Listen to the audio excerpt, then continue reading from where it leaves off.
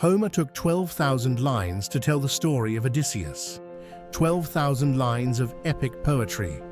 10 years of war at Troy. 10 years of ocean, monsters, gods, seductions, shipwrecks, and homecoming. One of the longest and most complex narratives in the history of human literature. It has been translated into hundreds of languages. It has never been fully staged because no single theater can hold what the poem contains. It has occupied scholars for over 2,000 years, and they are still arguing about what it means. In 1509, a painter named Bernardino di Betto, known as Pinturicchio, compressed all of it into a single room. Not a fresco cycle, not a series of panels, one painting, one frame. And if you know where to look, every major episode of the Odyssey is in there simultaneously, happening all at once. The painting is called Penelope, with the suitors. It hangs in the National Gallery in London. Most visitors walk past it. The ones who stop usually spend 30 seconds looking at the woman at the loom in the foreground. They miss everything else. They miss the reason this painting was made, what it was designed to communicate, and the extraordinary formal argument it is making about time. That the past, the present, and the future of an entire epic can exist in one instant of paint. What Pinturicchio built here is not a painting. It is an architecture of compressed time. And once you see how it works, you cannot unsee it. Subscribe to Carrara. We look at what everyone walks past. Start with Penelope. She is always where you look first, which is exactly where Pinturicchio needs you to look first, because she is the key to understanding everything else.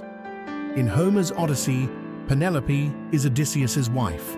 She has been waiting for him for 20 years, 10 while he fought at Troy, 10 while he tried and repeatedly failed to get home. During those 20 years, over 100 suitors have invaded her palace in Ithaca, consuming her food, drinking her wine, and demanding that she choose one of them as her new husband. She has delayed them with one of the most celebrated tricks in ancient literature. She told them she would not choose a husband until she had finished weaving a funeral shroud for her father-in-law Laertes. Every day she weaves. Every night, in secret, she unravels what she has made. The shroud never progresses. The suitors wait. She buys herself 3 years before a servant betrays her secret. This is the central act of the Odyssey's domestic narrative, a woman defeating the siege of her own home, not with weapons, but with cloth. She is doing what the men around her cannot recognize as strategy because they cannot see it as intelligence. The loom is her equivalent of Odysseus's cunning, same mind, different materials. Pinturicchio shows her at the loom. She is dressed as a Renaissance Madonna, blue robe, composed expression, the archetypal image of female virtue for a 16th century audience. But at her feet, almost invisible unless you know to look, is a cat. The cat's paw rests on a ball of wool. Think about that. A cat playing with yarn is the visual language of unraveling. That is not an accident. Pinturicchio placed the signal of Penelope's secret directly beneath her in the one detail no one notices. The cat is telling you what the weaving means. The weaving that is also unweaving. The trick that is also intelligence. Look now at the figure standing before her. He could be a suitor, but his finger points upward. In Renaissance iconographic convention, a raised finger indicates speech. And there is a specific speech this figure could be making. Telemachus, Penelope's son, delivers one of the most significant speeches in the Odyssey.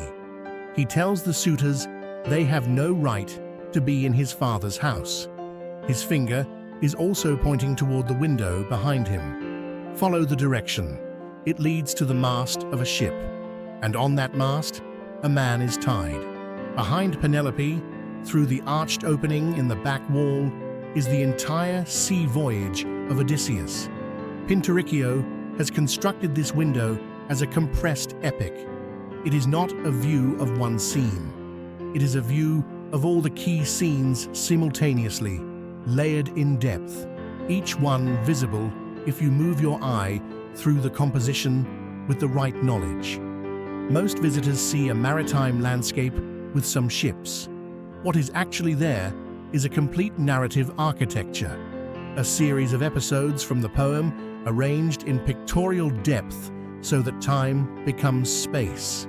In the middle ground, a ship approaches shore. On its mast, a figure is bound. This is Odysseus at the Sirens. The Sirens in Homer are creatures whose song is so beautiful and so deadly that any sailor who hears it steers toward them and drowns on the rocks.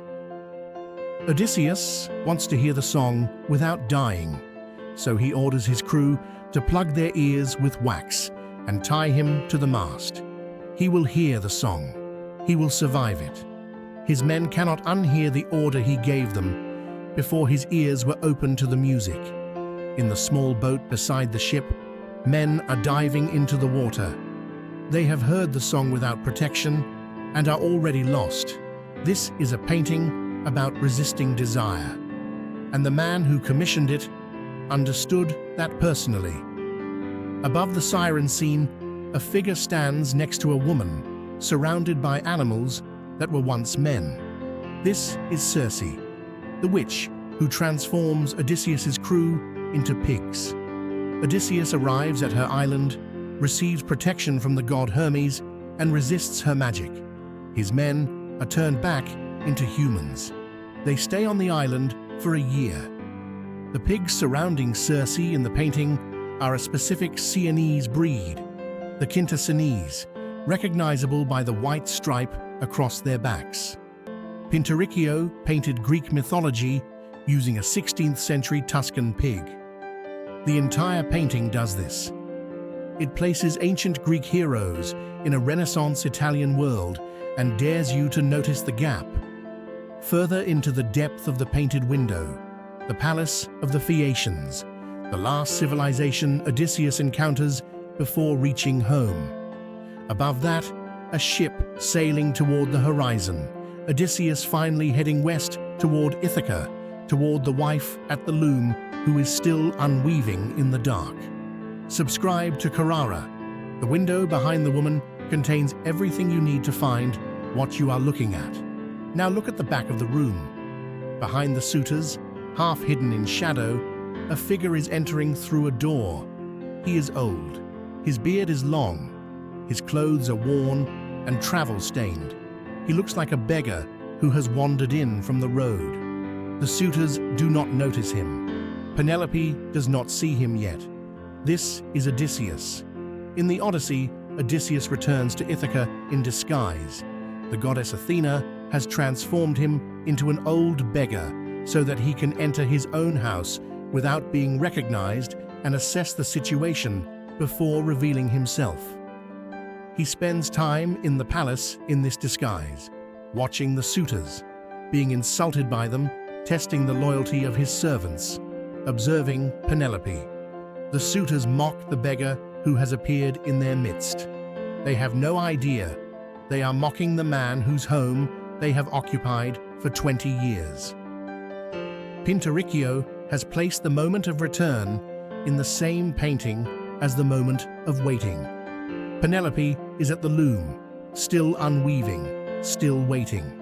And behind her, already in the room, the man she has been waiting for is standing at the door. She does not know it yet. He does not announce it yet, but he is there. The reunion has already begun, and neither of them knows it. Look now at the wall behind Penelope. Hanging on it are a bow and a quiver of arrows. The bow is unstrung, and that detail is not decoration. Penelope's final reckoning with the suitors will take the form of a contest. Whoever can string this bow and shoot an arrow through 12 axe heads in a row will become her husband. The suitors will each attempt it and fail. The bow is so powerful it cannot be strung by any of them. Only Odysseus, in his beggar disguise, will pick it up and string it without effort. The bow hanging on the wall is already pointing toward the end of the story. The painting contains the past, the present, and the future simultaneously. The Trojan War is on the flag. The sea voyage is in the window. The return is at the door. The resolution is on the wall. In 1509, the man who commissioned this painting was Pandolfo Petrucci, the ruler of Siena. He did not commission it for a public building or a church. He commissioned it for a private room in his palace, a studiolo, a personal space, to commemorate the marriage of his son to a niece of Pope Julius II. The choice of Penelope was deliberate and political. A faithful wife waiting 20 years for her husband's return is a message to a new bride about what a wife should be. A husband who finds his house under siege and reclaims it is a message about legitimate authority and the right of return. But there was a third layer of meaning that Petrucci would have understood personally. Pandolfo Petrucci had been exiled from Siena. He had spent years away from his own city before he returned and consolidated his power.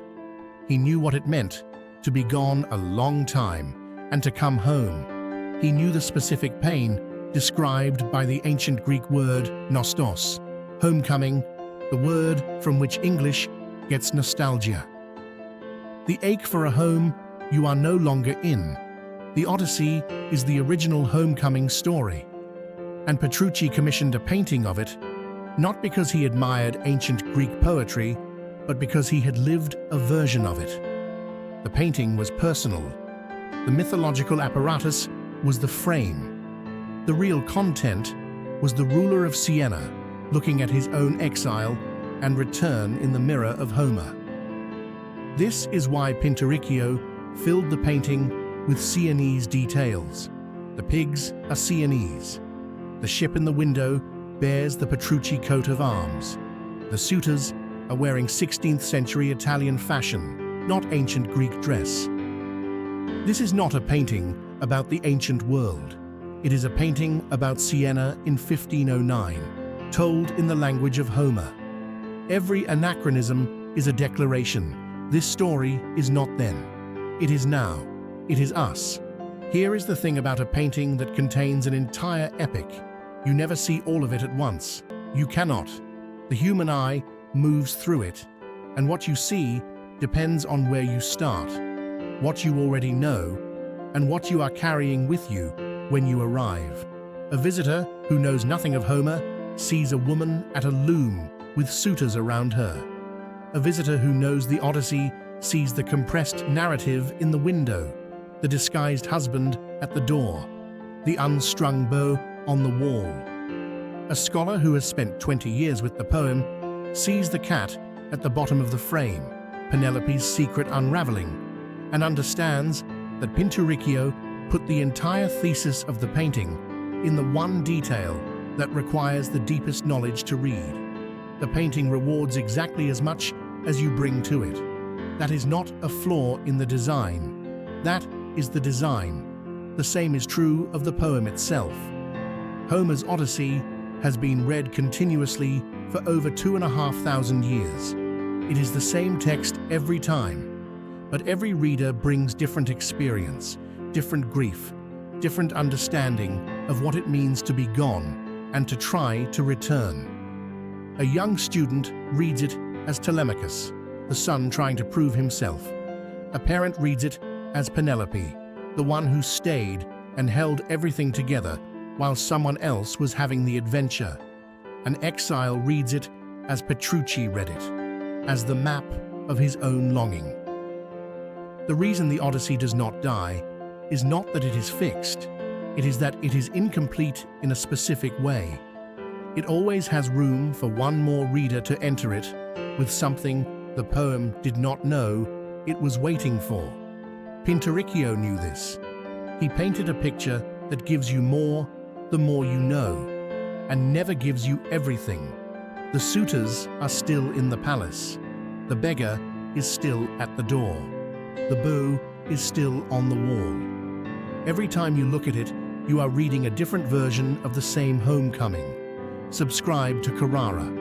The paintings that reward you for looking harder are always the ones worth looking at.